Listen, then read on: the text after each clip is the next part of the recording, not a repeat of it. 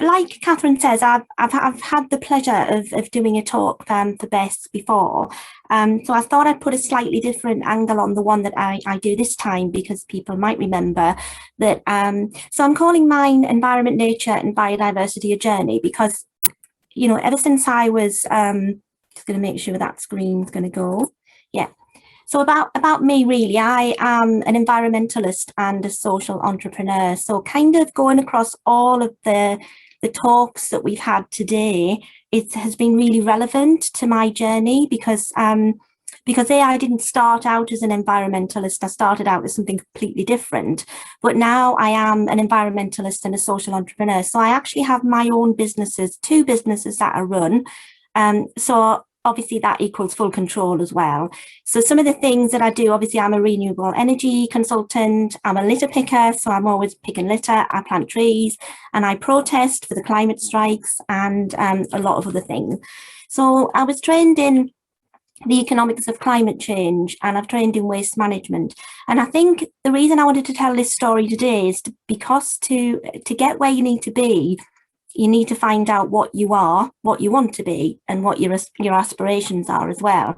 So I'm all of those things now, but I wasn't always all of those things. You know, I sort of started out as something completely different. But really, being an environmentalist in the built environment means it's a person who is concerned about the protection of the environment. Ultimately, it's about protecting the environment. So when we're working with clients in the construction sector or the built environment, our role is to offer advice on environmental issues and things like preventing pollution. So helping businesses to be more green, have better green principles, I suppose, and practices in place. Also helping to reduce waste, installing renewable energy or utilising that technology if they can, and saving energy. And these are things that I do on a daily basis when I'm working with clients. But as I said, my story wasn't always an environmentalist. So I thought I'd tell you a little bit about what I did and how I got to where I was, and then I could tell you what we're actually doing about that. When I left school in 1981, I had little knowledge of the built environment and biodiversity in general, really, but I'd always loved nature, so always loved being outside and outdoors.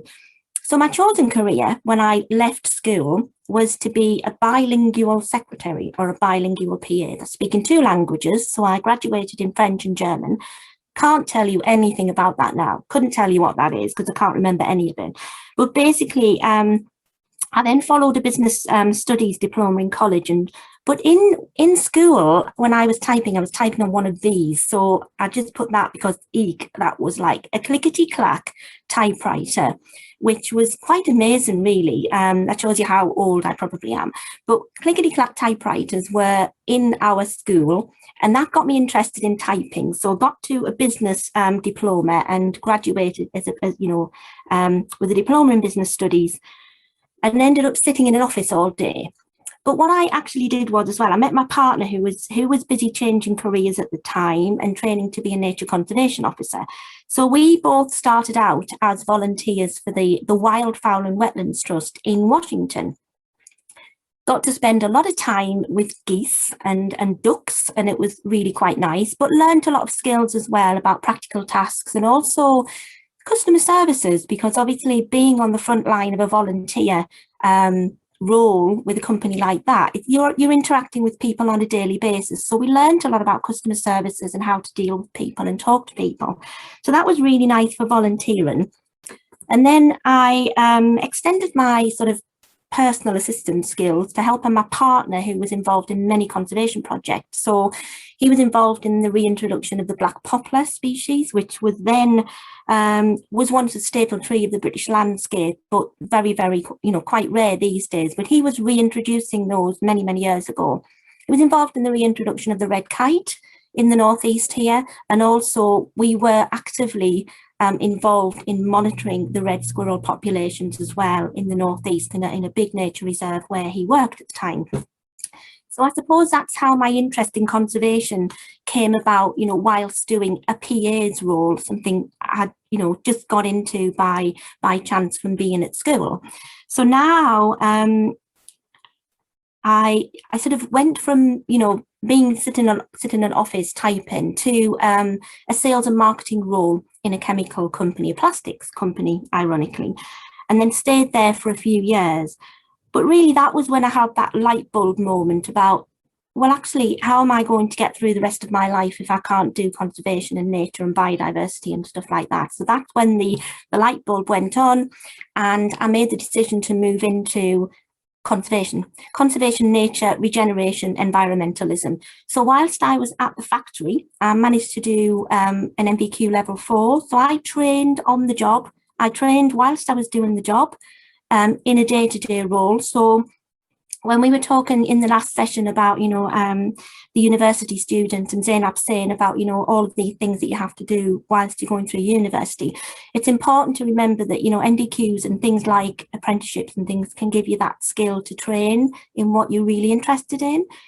So really, that was a journey that I followed by, you know, doing the NVQ level 4 in environmental management, and then getting into different roles that took me in that direction. So moving away from sales and marketing and moving into a role as an environmentalist. So that's when I started what I'm doing now. But it wasn't all plain sailing. I went to work for industry. I went to work for construction people. I went to work for solar panel companies, and then decided it was just not for me. I needed to be in full control of my destiny and in full control of the work that I did every day. So I left a full-time paid job with little or no money other than the salary I left with, made some calls, had made quite an extensive network then, but got a lot of help from this building here you can see on the right-hand side, which is the Business Innovation Centre in Sunderland, who were actively promoting help for startups. So, you know, what Pavan was saying earlier about, you know, entrepreneurialism and also startups, I was one of those people fortunate to get that help that I needed to start my business. And this is what I did. So I managed to do this project. This was my first project that I did as being a renewable energy consultant under my own steam as Enviro UK consultant. Decommissioned this turbine. It's about a 10 kilowatt wind turbine, decommissioned it, and basically put in place a 9 kilowatt solar photovoltaic tracker. So that's quite nice to see that every time I go to that building, which is where I'm based now. It's quite nice to see that actual piece of engineering that I project managed, that I, you know, made all of that happen. And obviously, it's a really good thing to see. It's a solar tracker that's tracking the sun from east to west and moving very, very slightly. But it's a wonderful, iconic, sort of innovative piece of equipment. So for an innovation centre, it was perfect for that. So I sort of moved on from there to doing a bit more of an interesting solar PV project, which I'm sure people might remember this from the last talk, but one of my favourite projects was just a tiny install, putting solar panels on the Flamingo House at Washington Wetlands Centre.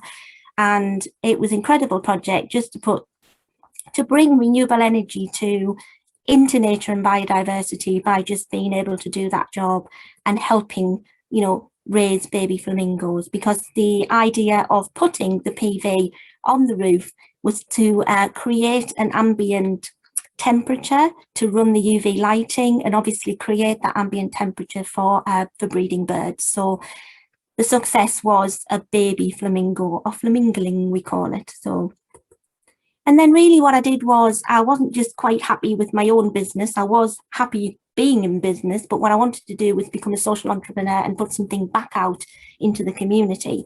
So I set up Climate Action North, the community interest company, in 2017, and just decided to take as much action as we could in the climate emergency. So we're a team of 3 directors, myself, Jennifer and Julie.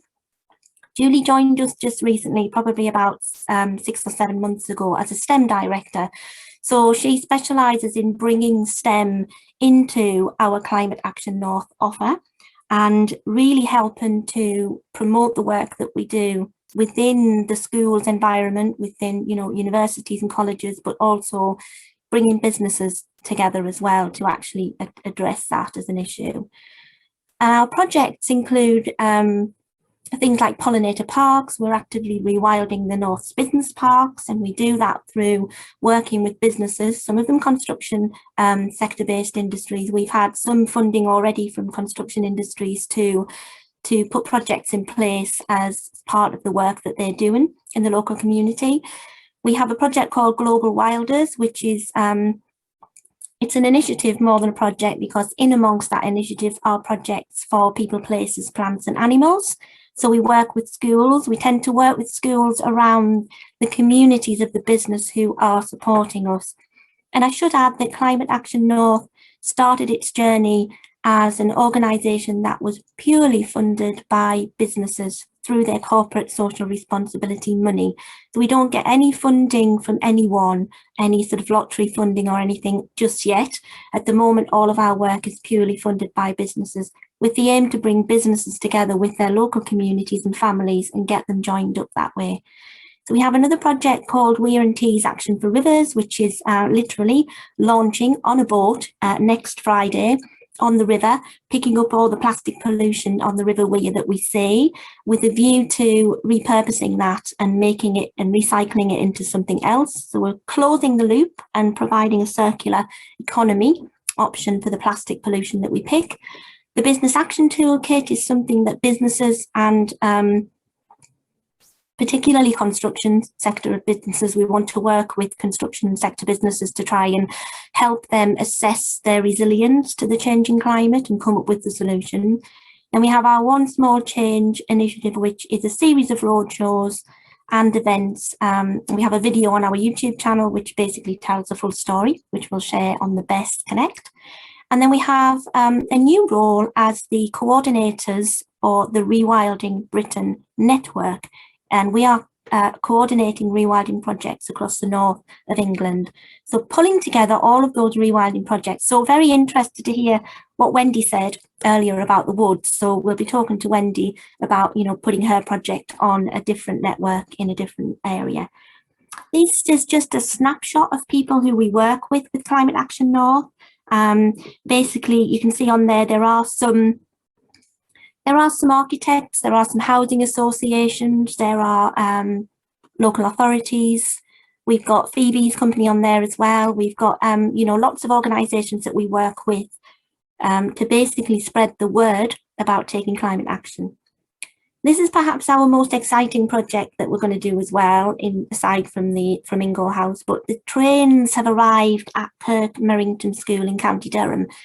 They were gifted by Network Rail, and they laid the tracks, and they've put 2 trains on site to change them into a library and a wellbeing room.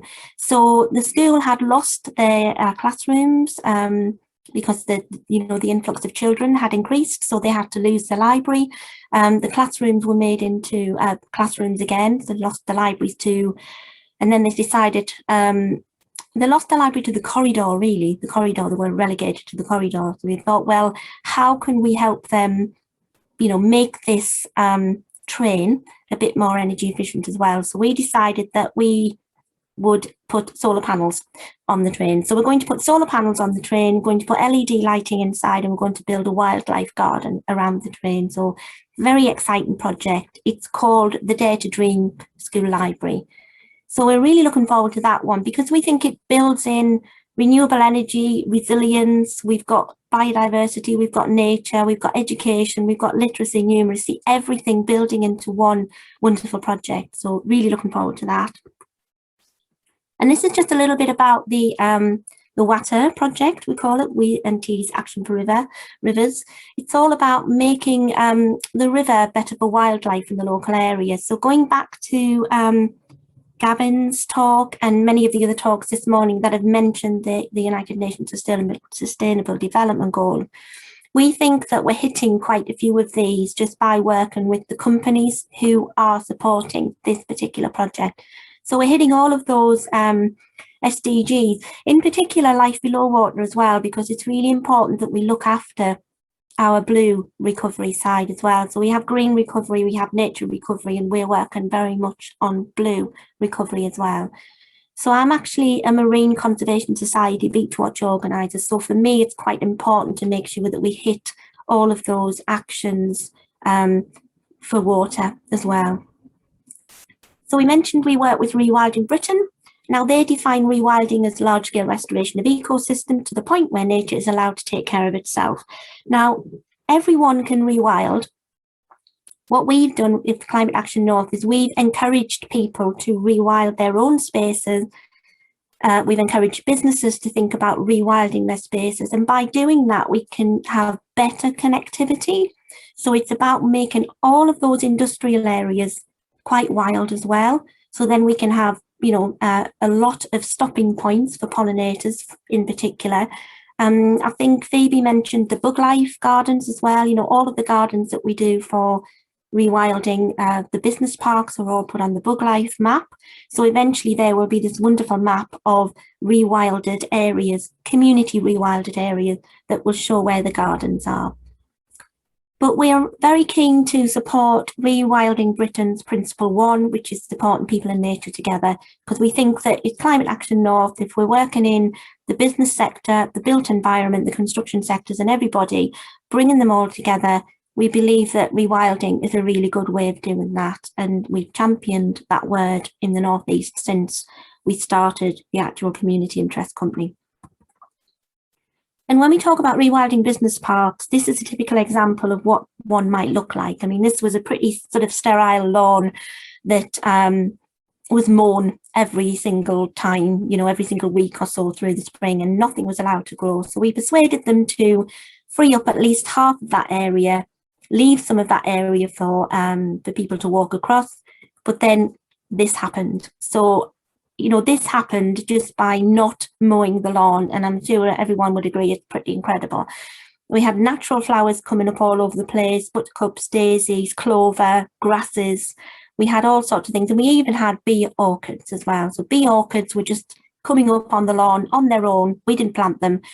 Fascinating story. So very keen to promote that rewilding business park. So that's probably how we work with the construction sector, by, going to people where they're based and saying, what can we do to help rewild your areas? And by doing that, we're giving them sort of a more simpler chance to make a difference, I suppose, because there are challenges within the built environment sector, but I do think that they need to do more. And Global Wilders is very much something that we're doing with schools and older kids as well, and adults and communities, about, encouraging more people to be a global wilder, or global wilders families, or global wilders schools as well. So we've got a young 7-year-old activist called Laurelie who's working with us. Her and her mum designed this earth pin and decided that they wanted to give the proceeds, the profits for this pin, to Climate Action North. So they got in touch with us and said, can we work with you? Can we do this? This is what we want to do. So naturally, Laurelie was our first Global Wilder ambassador, and her family are also the first Global Wilder family. And we're about to work with her school to be the first Global Wilder school. So a lovely story there. But again, it's something that we do to link up communities with businesses. And these are some more pictures from our Global Wilder schools and the children that we've worked with, teaching them about, the link between the natural environment and where we live, the air that we breathe, the water that we need, and plants that we need, trees, etc.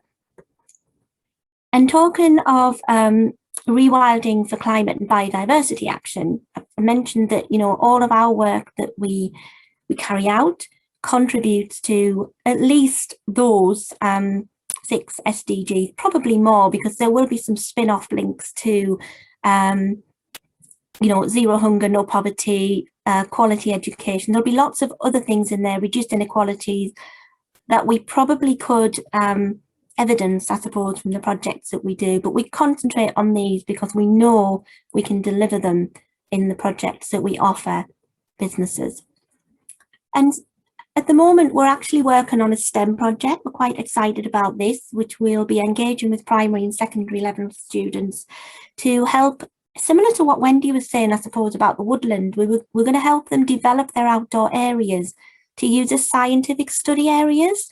So it will be teaching, learning about biodiversity, but learning about how everything knits together as an ecosystem. So And a bit like the three-legged stool approach for sustainability, where we look at people, planet, profit with the triple bottom line, they call it, or sustainability around, environment, economic and social value.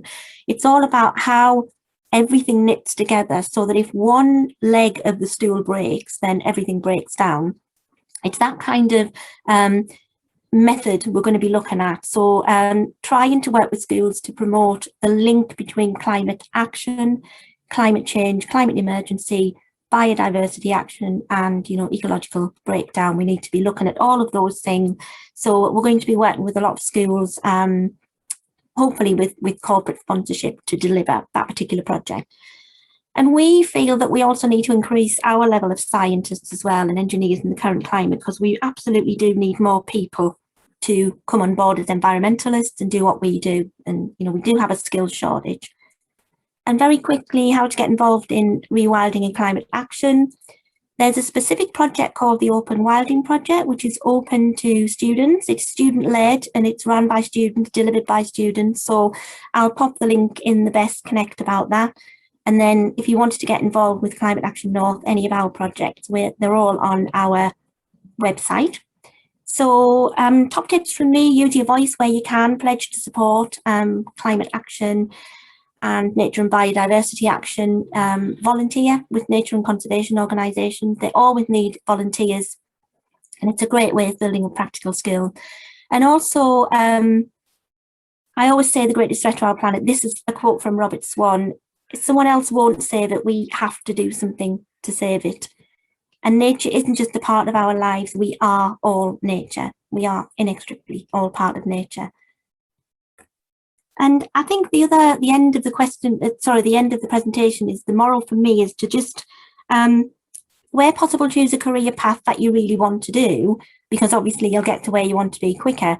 But as other people have said as well, it is about changing that career path. You have the power to change that career path later if you wish, and really just follow your dream, follow your passion, and you will get there eventually. Thank you very much.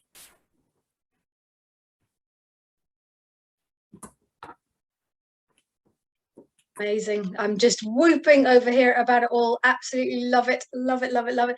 And I think one of the things that I try and do in these days and hopefully kind of stitches together is that this is all interconnected. There was something that the students were saying before about work experience and promoting that, and just the number of initiatives and ideas and schemes and things that you've got on the go. Would you encourage that as part of a work experience thing? Is that the kind of thing that students could come and get involved with? Yeah, I mean, that's a good question, Catherine, because I forgot to say as well, we have this thing called a Green Recovery Action Network, which we operate over on LinkedIn.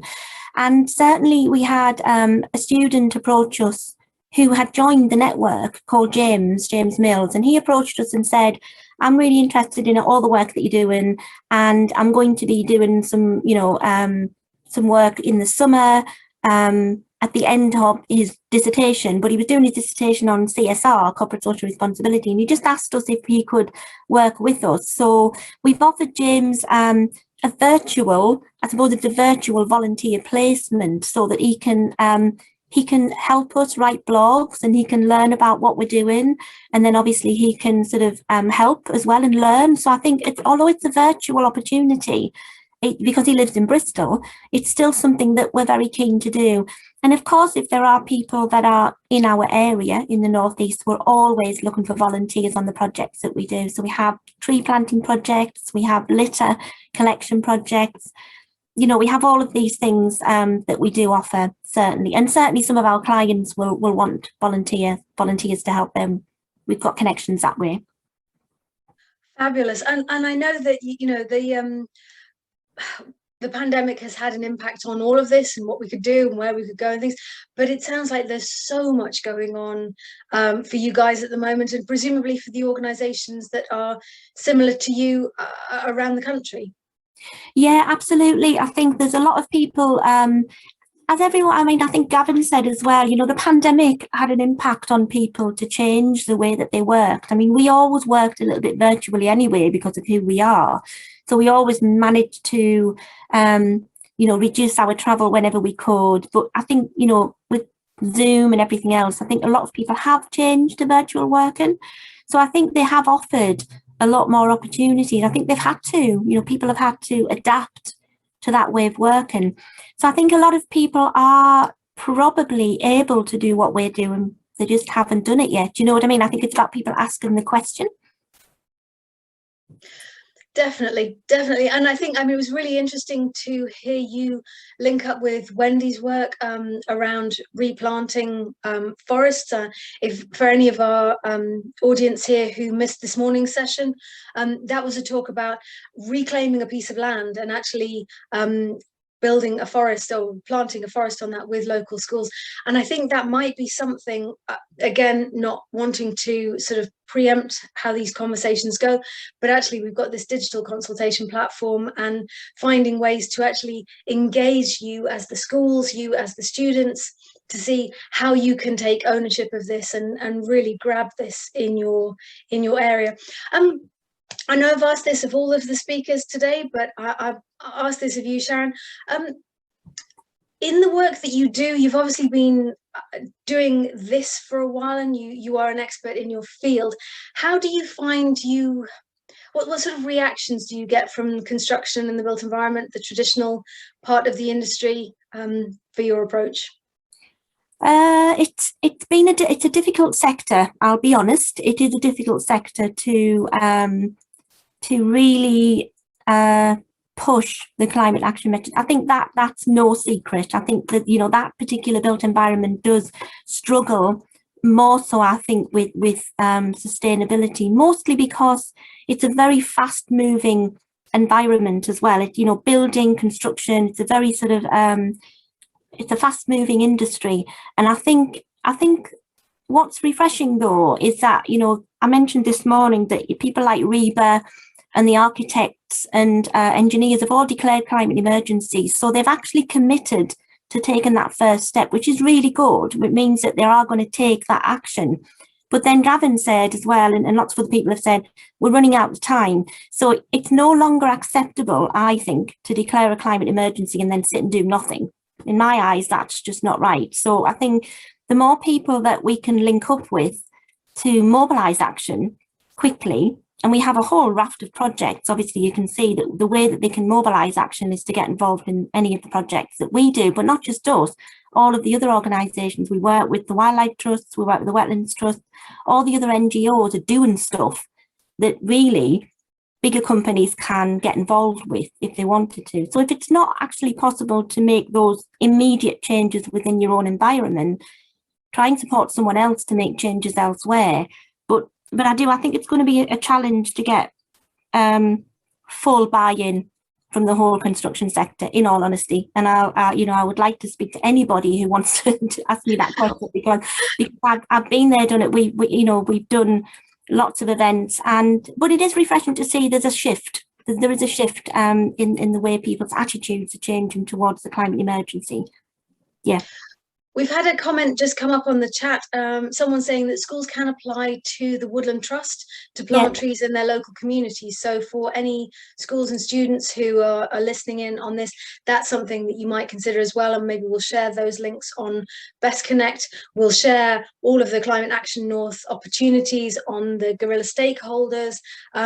Just get involved, come and make this different, because actually, young people are this generation that recognise the climate emergency for what it is, and we want to instill in you the confidence to come and change this, because we're trying our best, but it's tough to do. So thank you so much, Sharon, for joining us.